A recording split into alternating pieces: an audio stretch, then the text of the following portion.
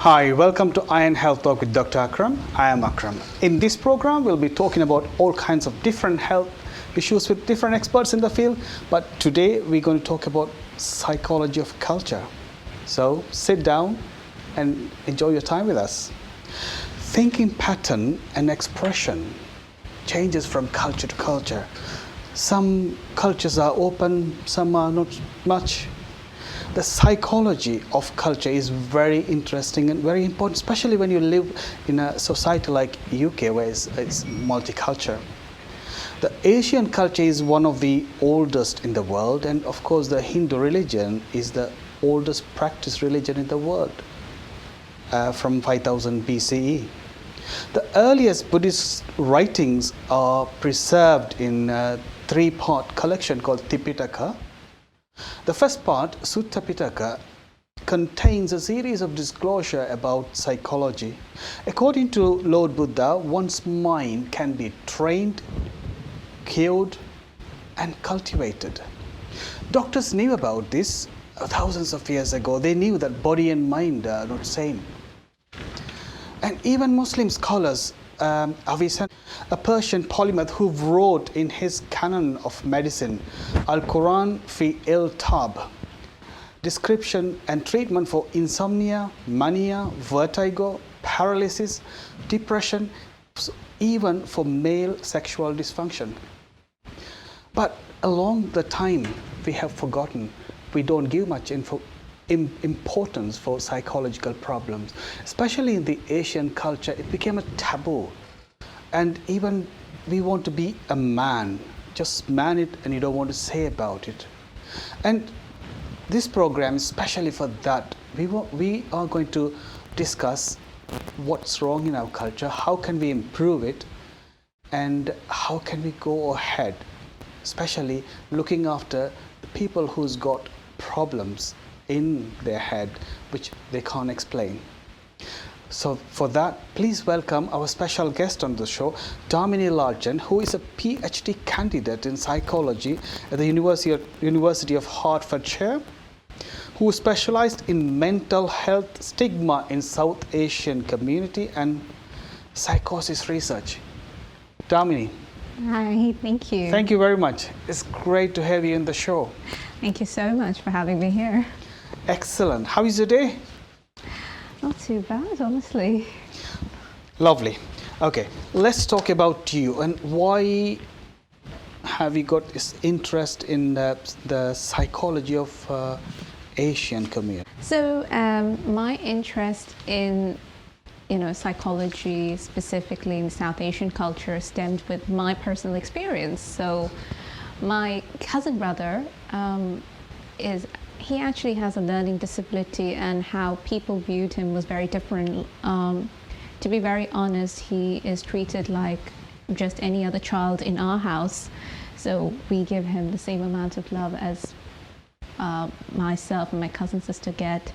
So he's treated exactly like us. But the people outside of our family, they look at him very differently, which is very sad. And we have a 4-year gap.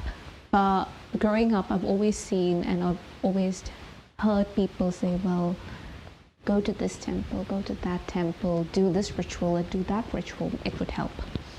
And I think at that very early age, I realized that that's not going to help my brother at all, because this is probably something biological.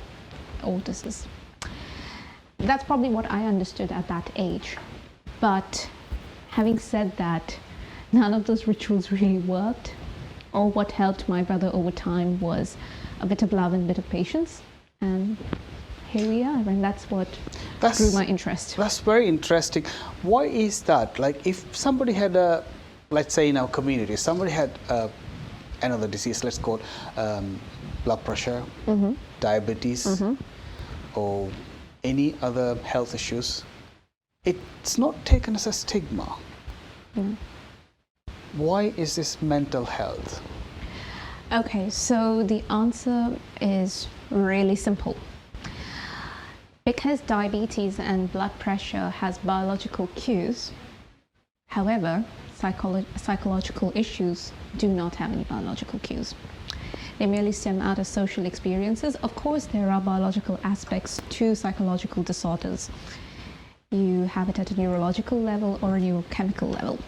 So when I'm talking about neurological level, it merely translates to brain damages and so on. When I'm talking about a neurochemical level, it's the hormonal fluctuations that causes disorders such as depression, schizophrenia, and so on. So people, do not see that aspect of health and do not take it very seriously. Interestingly, the World Health Organization has explicitly mentioned that for someone to be in good health, mental health is one of the most important factors aside to physical health. So it's a bit ironical in some senses that people do not pay much attention to their mental health and think of it as a phase of life when it merely isn't a phase of life. It's probably even stemmed from something biological. Great. Anyway, mental health is a big spectrum. Yeah. We're going to talk certain about it. This is a live program, so you can call us 0203 515 5788 if you have any questions, or you can always write to us on our health talk at iontv.co.uk or on our Facebook link, Iron Health Talk with Dr. Akram, or YouTube or Instagram. But for the time being, let's talk more about this. Why people are reluctant to seek help, especially in the Asian community. This is a bit... It's highly relevant in the Asian community, specifically that question. And the reason why we have this issue is merely because we are a community who care a lot about what others think of us. We are a cohesive group. We're not an individualistic culture group like the Western cultures. So what happens to me, my family is accountable to that. So it's like if I have a diagnosis for something, my family suffers. My family is a part of that diagnosis, unfortunately. And it taints the image of your family, which is a bit sad. That's how our culture operates. So having said that, the fact that a diagnosis could taint your reputation in the society is what creates that reluctancy of going and seeking help. It's all about what others would think about me, what others would think about my son, what others would think about our family. They are so concerned about the third person's validation, which is just not fair. So they are more concerned about this third person, and the closest person suffers because of this, isn't it? Correct. That's right. And as a result, most mental health diagnoses in the Asian community just goes unnoticed. And as a result of which, the person who is suffering clearly suffers even more. And sometimes it eventually leads to the loss of a loved one. Yeah. So I keep thinking, is it that they can't see that physical pain in someone? No. Is that the reason they don't give that much importance? If you had pain somewhere, the mothers wouldn't wait with you. Isn't it? They will take you to the hospital and they won't get it treated. But when it's a psychological problem, it is a pain in a different way.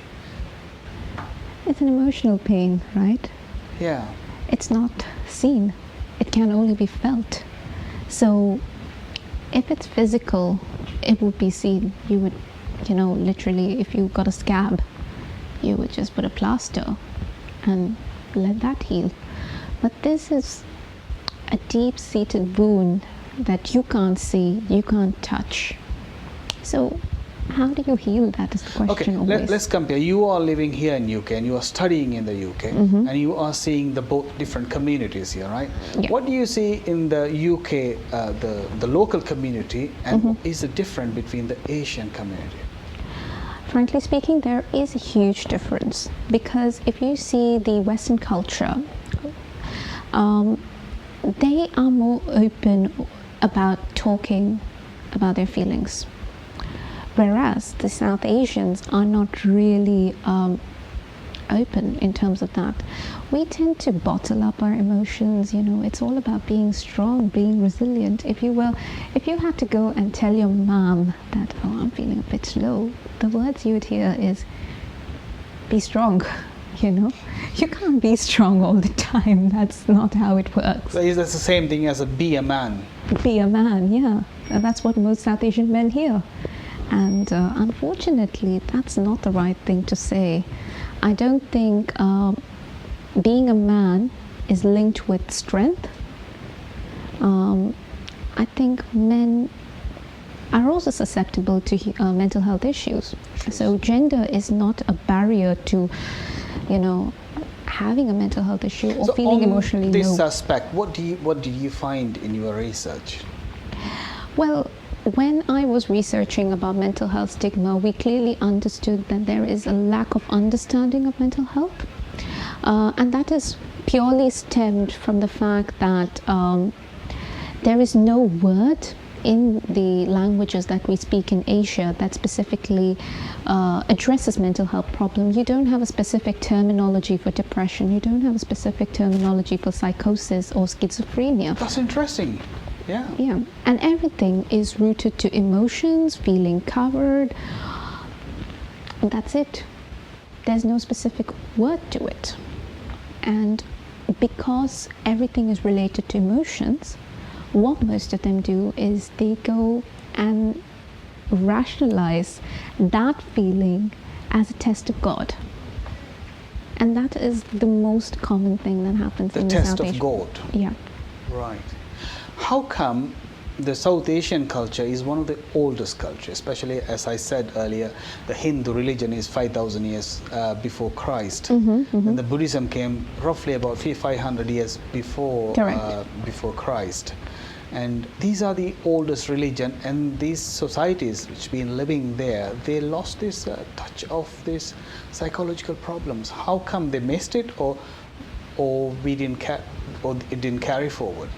It's not about missing it or not carrying forward. Although the scholars may have written about it, like you have the Buddhist scholars who have written about this. Buddhism clearly has a lot of emphasis on mental health. Buddhism, exactly, yeah. It has. Hinduism, you may consider it to be a religion, but it's really not. It's like an art of living sort of a feature. So everything has some sort of a scientific element to it. But having said that, there's a very important factor that we've got to understand is our means of communication is language. So if the language does not have a specific terminology to talk about emotions like feeling blue, feeling depressed, upset, then what can you do?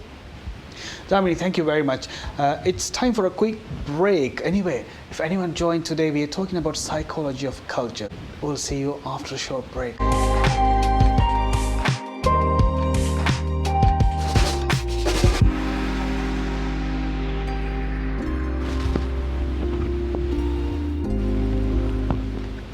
Hi, welcome back.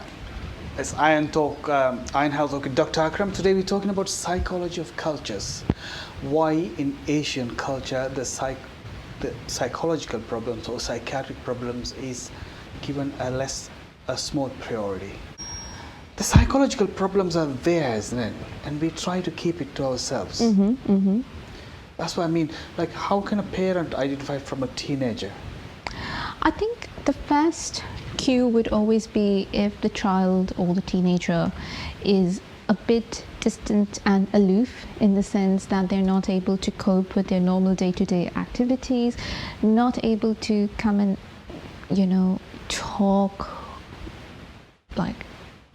talk to their family openly. But I think that's very common with those who are teenagers. They generally do not talk much to their parents. Yeah, but these are changes, hormonal changes in the teenage years. Associated with hormonal changes. And interestingly, there is a lot of research that suggests that most teenagers are at the brinks of mental health issues because of the hormonal changes, indeed.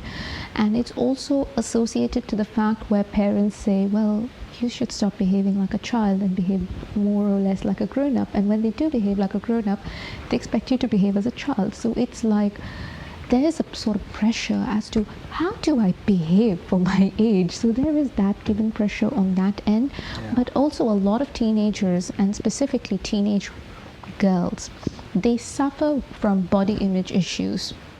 Right. And that's because their body is going through changes with the growth of breasts and, you know, change in their physical structure, which they sort of find it to be weird in some senses, or when they try to have a potential idealistic figure that they'd like to be, and they assume that, well, I'm not going to be this way, I'm not worthy. So they do suffer from a huge and a great deal of body image issues, specifically teenage girls. And the common issues that you see with teenage girls is always anorexia, bulimia, so mostly eating disorders.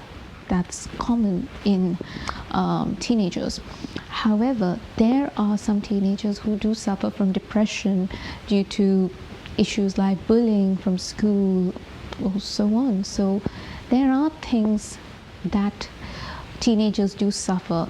Now, in case if a teenager has been sexually abused, that really affects the teenager at a greater deal, because they would then later down the line they would have issues in building relationships with one another in their adulthood that could put them in the brink of PTSD at some point if they are not resilient enough, or it could lead to a diagnosis of psychosis, or going down the line they could have traits of psychosis that could emerge in their personality. And when I say traits of psychosis in their personality, I'm merely basing this comment on the facets that mental health issues lie in a spectrum.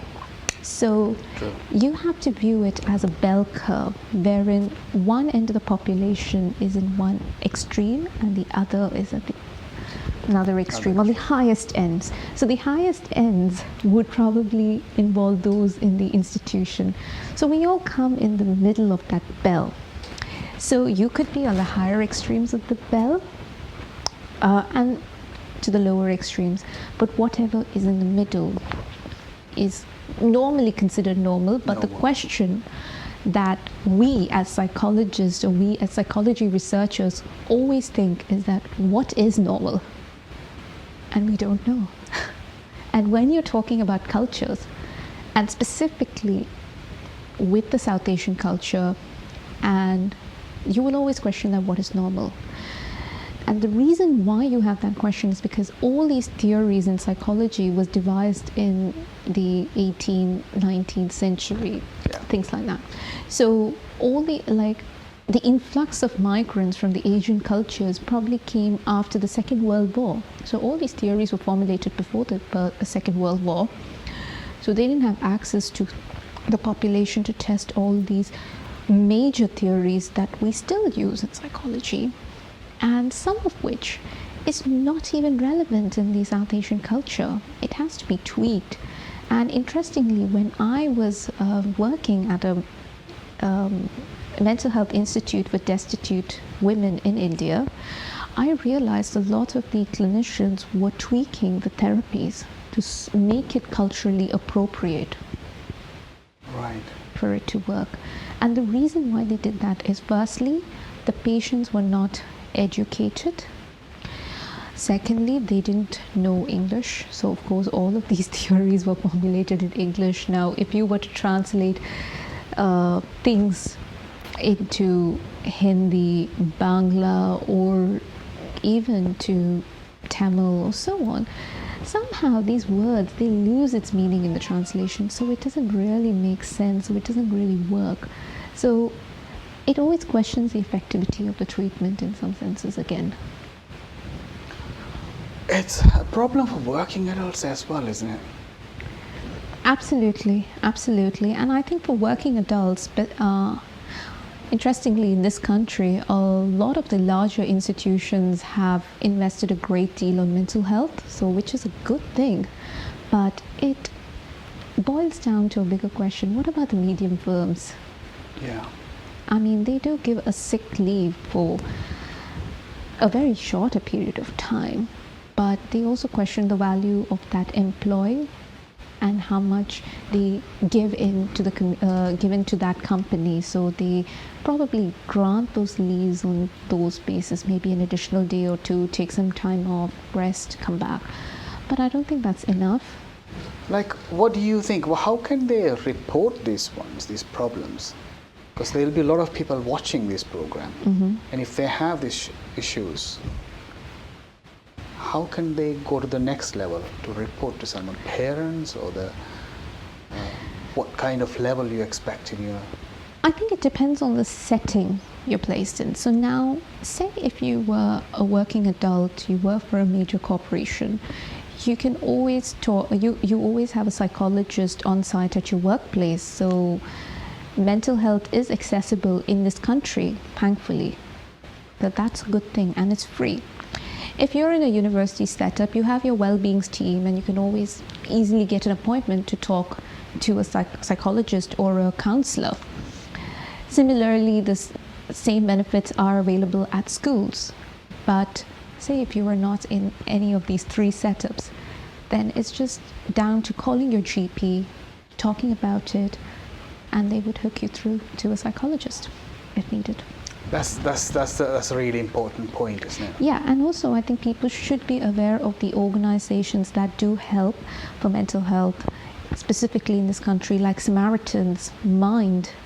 So reaching out to them would also be a good option. Right. There must be lots in the internet as well, isn't there? Websites. Plenty, like Sane Line. I think that's the one that has a lot of online resources. But usually, I think for a common man to understand about mental health, the best touch point is always going to be mind, because the words are quite simplified out there. So someone can understand or get an insight into mental health, or NHS. NHS has the best resources about mental health. Of course, yeah. What kind of signs and symptoms they expect? It is a big variety. What are the common things you should look for? You know, if I pick up the DSM as somebody who has practically 2 degrees in psychology, I can probably diagnose myself with almost everything in it, honestly. So that's one issue there. 1 minute. There's a caller there. That's good. Hello, hi. Hello, Assalamu alaikum. Walaikum assalam. What's your name, sir? My name is Mr. Uddin. I want to, Bengali. Apne Bengali nahi? You can you can ask our studio. They know Bengali, and they will translate it for me. You know Bengali? No. The studio will translate, and they will come back to me. All right? Okay, until they translate, let's go ahead. Yeah, signs and symptoms. So when you're talking about the signs and symptoms, as I said, if I take the DSM, if I were to pick it up, I could diagnose myself with almost anything and everything, because certain cues of mental health is prevalent to aspects of our normal personality too. But I think the biggest takeaway from all of this is if you simply cannot function on a day-to-day basis, and you're finding it really tough to carry on with your normal life, I think it is important to take that as the biggest sign and seek help. Right, yeah. Like, feeling sad for a day is fine, but feeling sad for a week or even more, that's just not feeling the way sad. to go. Yeah, that's one. I'm trying to simplify this for our audience. Of course, I don't want to go into the nitty-gritties and the technical factors. Of course. Like if you cannot carry on with your normal day-to-day activities, such as getting up from the bed for a prolonged period, that's a major takeaway. If you're not caring about your personal hygiene, which is something a lot of people with depression, they forget. They forget it. They don't. It's not that they don't want to do it. They forget it because they are so engrossed in their emotions of feeling sad that they don't want to get up from bed or take a shower. So those are the things. Like say if we were talking about OCD, obsessive compulsive disorder, if you were a person who had to go and check the locks constantly, like 30, 40 times in one go, then it's a huge concern, right? If you keep washing your hands constantly, and at this moment, yes, you have to wash your hands, but if it is very dysfunctional to the way that you're so scared to come outside and not be able to function, then yeah, that's of course a big concern there. That's quite interesting. We're going to talk more about treatment a bit later. And I think the first thing parents should take away is that try and create a safer space for your children to be able to confide into you.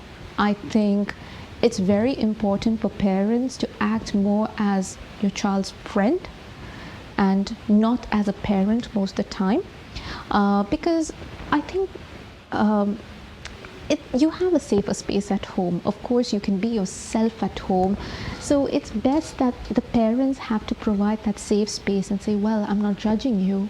I'm here for you. I'm here to look after you. And the thing with South Asian parents is that that's what they feel in their heart. But what they say is very different, you know. Very different. I think most South Asian parents resort to yelling at their children, and it is a bit disappointing. And I think children do misinterpret that shouting, and they think, well, my parent thinks I'm not valuable, or I'm not worthy, I'm not doing well. But I think when you grow up over time, you'll realize that it was their way of showing their love to you. We need to go for a quick short break. But anyway, if anyone joined today, we're talking about psychology of culture.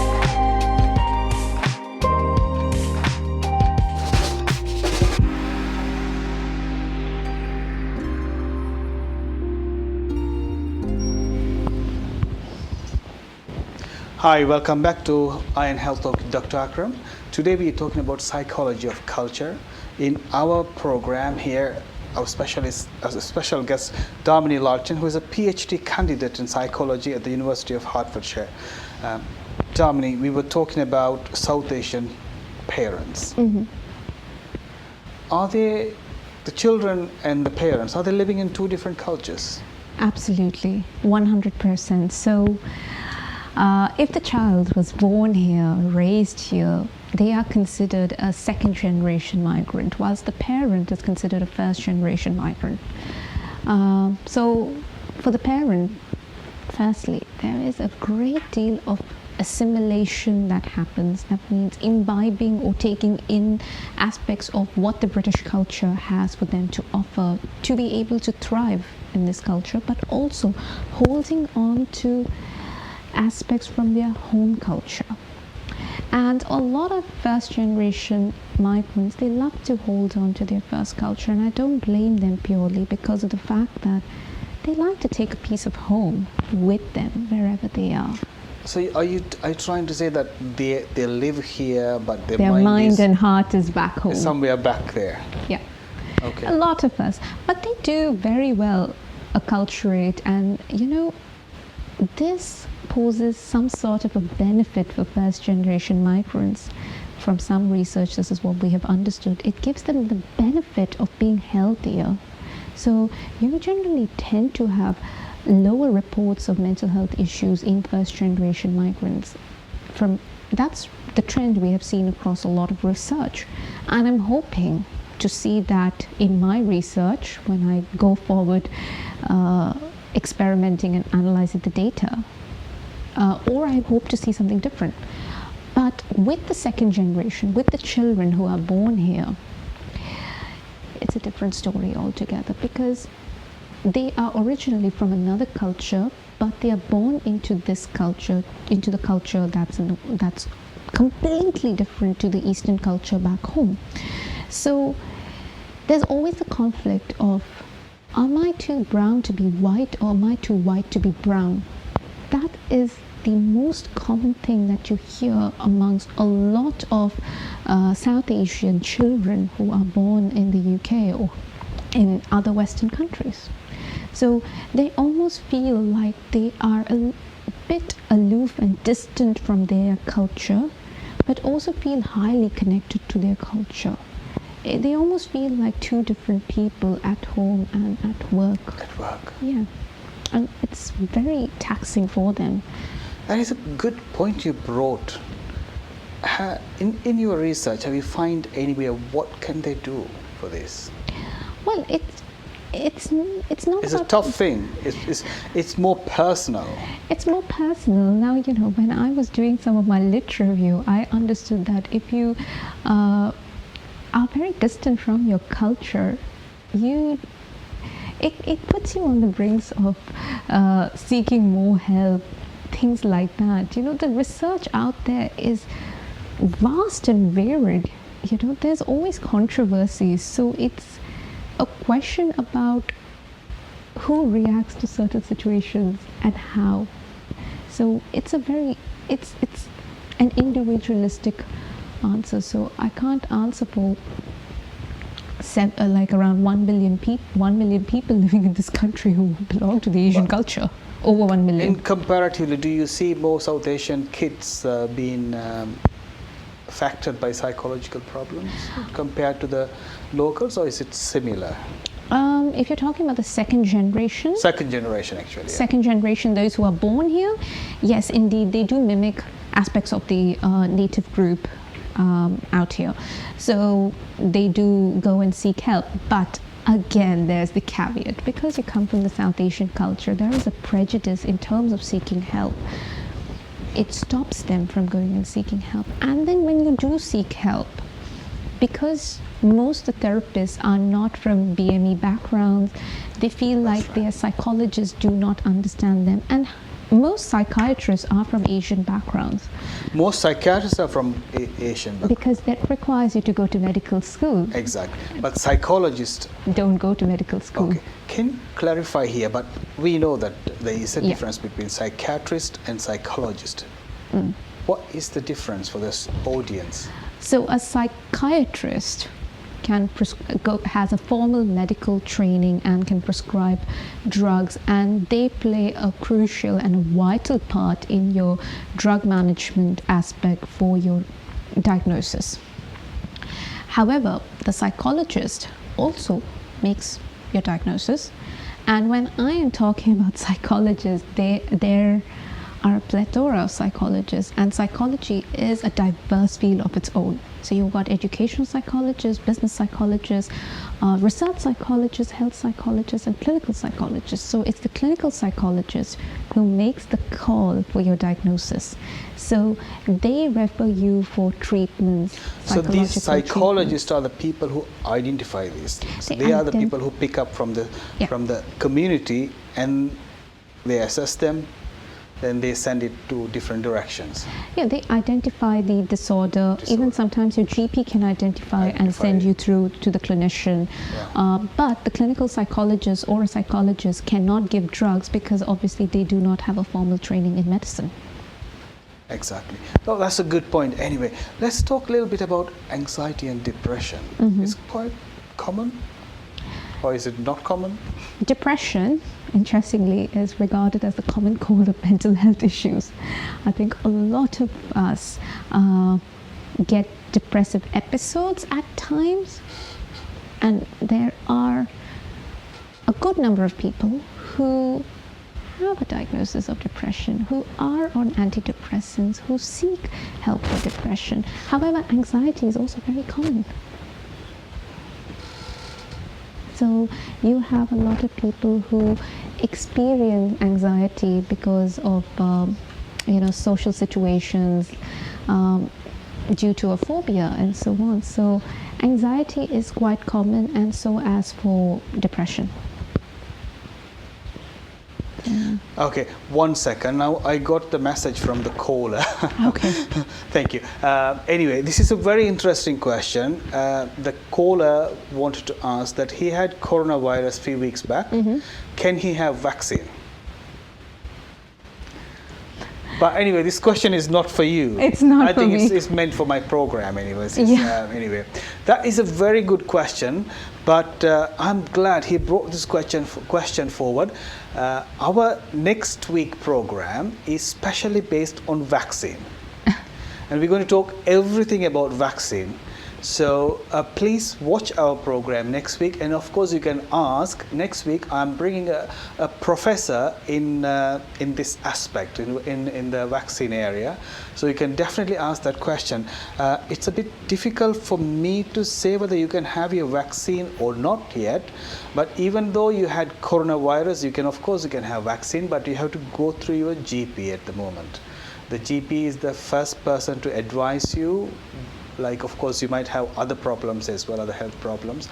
So it is best to go through the GP. But again, don't forget and be with us next week, and we'll talk more about the vaccine. Okay, let's go back to our program. Anyway, we talked about depression and anxiety, yeah? Yeah. Few symptoms, few signs and symptoms of depression. Mm-hmm. What are they? Like, what are the things they will feel? Prolonged feelings of melancholia, which is feeling sad for a very prolonged duration, feeling distant and aloof, which is very synonymous with most diagnoses like psychosis and so on. But feeling distant and aloof, distancing yourself from family and friends, and not wanting to face the world, face reality. That's one of the issues out there. But everybody has it time to time, isn't it? For short period. For short period, yes. For long for periods, a day or too. two? Not for a day or two. That's probably just feeling sad, maybe for something that has happened.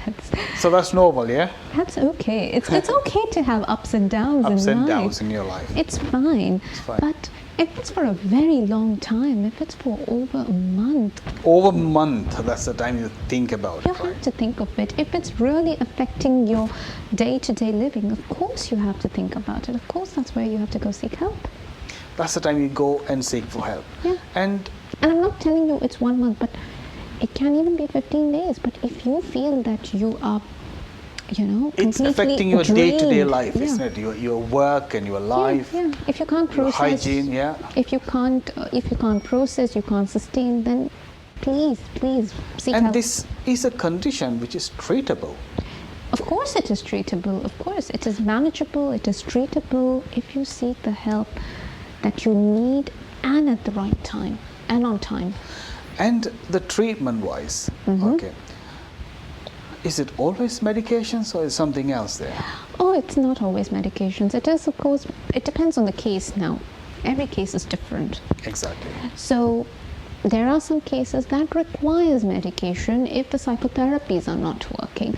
Or sometimes we work what in is a the first combination. step? Like somebody comes with depression, how are you going to take those people with the treatment plan? Generally, if you're going to access this through a counseling psychologist, you can go for a counseling session. So that's talking therapy. Yeah. So talking therapy it is. So most of the time when you talk out your problem, when you talk to someone, you feel better. Yeah, it's like sharing your problems, like a problem is half shared or half sorted, like if you talk it out. So that's the first step. You talk to someone, Yeah, you talk. So if you are seeking help from a counseling psychologist, you are getting into talking therapy. Then there's something called cognitive behavioral therapy. So where they identify the triggers and how to react to those triggers, because sometimes a trigger can influence your behavior and your thought process. So the CBT therapy sort of corrects that behavioral outcome and the thought patterns that can emerge in the presence of a trigger. So that is commonly used for anxiety, actually most mental health disorders. Then you've got behavioral therapies where they correct the maladaptive behaviors. Behavioral therapy, to adaptive ones. So they correct behaviors that is not normal or not social, not acceptable, or it's affecting you in some senses. They correct it to adaptive You got ones. 1 minute, please go ahead quickly. And what are And the treatments? then you have treatments that go hand in hand with the drugs. So they say that treatments that go hand in hand, like psychological and the drug intervention, has the best effects and best effectivity. But depends on the case. Sometimes you don't even need drugs. You don't even need, and they don't have to take the drugs for lifelong, isn't it? It can be for short period. Yeah, and most of them are usually tapered, and then you have management therapies. Excellent. So this psychological problems can be treated as some other medical problems. Basically, that's it. Same, yeah? That's it. It is a Do you medical want to issue. say a quick message for a few seconds? Please look after your mental health as much as you look after your physical health.